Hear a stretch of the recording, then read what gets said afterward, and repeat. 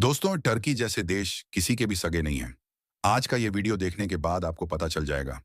Recently हुई BRICS summit के दौरान टर्की रिक्वेस्ट करता है कि इन्हें भी ब्रिक्स का मेंबर बनाया जाए, लेकिन भारत टर्की के साथ साथ पाकिस्तान को भी रिजेक्ट कर देता है। और टर्की इस बात का बदला ना ले, ऐसा नहीं हो सकता था।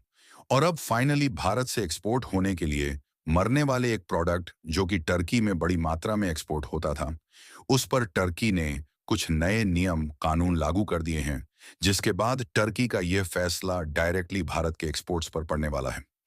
दूसरी खबर पाकिस्तान के सामने निकल के आ रही है, जहां पर भारत में पाकिस्तान से जो चीजें इंपोर्ट की जा रही थीं, वो लगभग पूरी तरीके से खत्म हो चुकी हैं।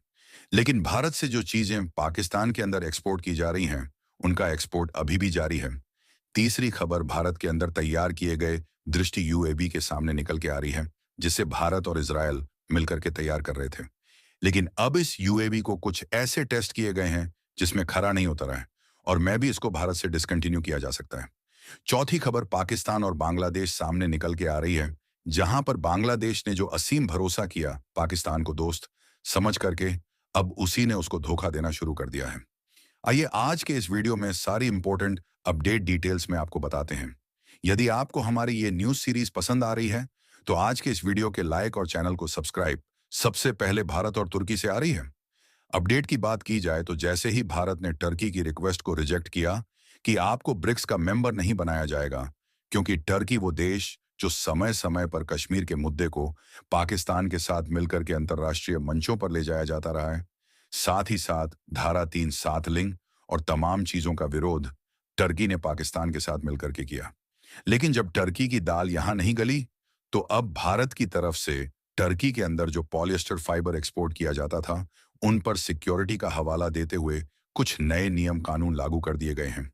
और इसे डायरेक्टली जो भारत से पॉलिएस्टर टर्की के अंदर एक्सपोर्ट किया जा रहा था, इसे रोकना पड़ रहा है।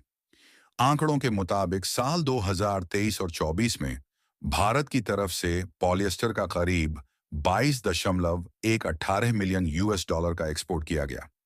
वहीं 2022 और 23 में ये एक्सपोर्ट करीब 23.55 मिलियन यूएस डॉलर, यानी कि इस बार ये एक्सपोर्ट घटा हुआ नजर आया है। इसके अलावा भारत टर्की के अंदर टोटल एक्सपोर्ट करीब 6.6 बिलियन यूएस डॉलर का है। वहीं इंपोर्ट सिर्फ 3.8 बिलियन यूएस डॉलर का है। यानी कि टर्की भारत के लिए एक इंपॉर्टेंट लोकेशन बन जाती है, जहां पर हम चीजों को एक्सपोर्ट करते हुए कमाई करते हैं। लेकिन दुनिया भर के बिजनेस को मैनेज करने के लिए जब अंतर्राष्ट्रीय संगठन बनाए गए हैं, तो भारत भी इसका फायदा उठाना अच्छे से जानता है।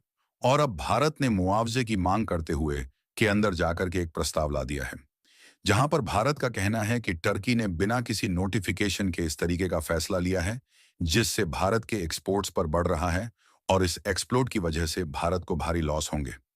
इसलिए जो इसके मुआवजे की भरपाई है, इसे टर्की की तरफ से भारत को किया जाएगा। खासकर वो सभी डोमेस्टिक मैन्युफैक्चरर्स जो कि भारत के अंदर दिन रात फैक्ट्री को ऑपरेट करते हुए इसका प्रोडक्शन कर रहे हैं। हम सडनली इन्हें बंद नहीं कर सकते। अगर टर्की को कोई ऐसा फैसला लेना था, तो इन्हें कुछ समय पहले बताना चाहिए था। जानकारी के लिए आपको बता दें कि पॉलिएस्टर फाइबर एक ऐसा मटेरियल है जिसका इस्तेमाल कपड़े बनाने में, home furnishing, automotive, industrial application, medical would product और तमाम तरीके के इक्विपमेंट बनाने में किया जाता है। भारत के अंदर तमाम फैक्ट्रीज हैं जो इसे बनाती है, और टर्की के अंदर एक्सपोर्ट किया जाता रहा है। फिलहाल के लिए डब्ल्यूटी में भारत की तरफ से अपील की गई है, की जा चुकी है।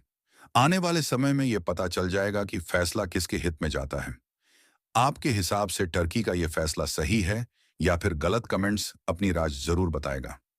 नेक्स्ट इंपॉर्टेंट पीरियड की बात की जाए, तो आप ये बात जान करके हैरान हो जाएंगे कि आज भी भारत और पाकिस्तान के बीच भी बायलैटरल ट्रेड्स किए जाते हैं। आज यानी कि साल 2024 तक के आंकड़ों के हिसाब से देखा जाए, तो अभी भी हम कई सारी चीजें पाकिस्तान से इंपोर्ट करा रहे थे। लेकिन साल 2024 का अब वो महीना आ चुका है जहां पर हम कोई भी चीज पाकिस्तान से इंपोर्ट नहीं करा रहे। यानी कि इंपोर्ट पूरी तरीके से बंद हो चुके हैं, लेकिन एक्सपोर्ट अभी भी जारी है।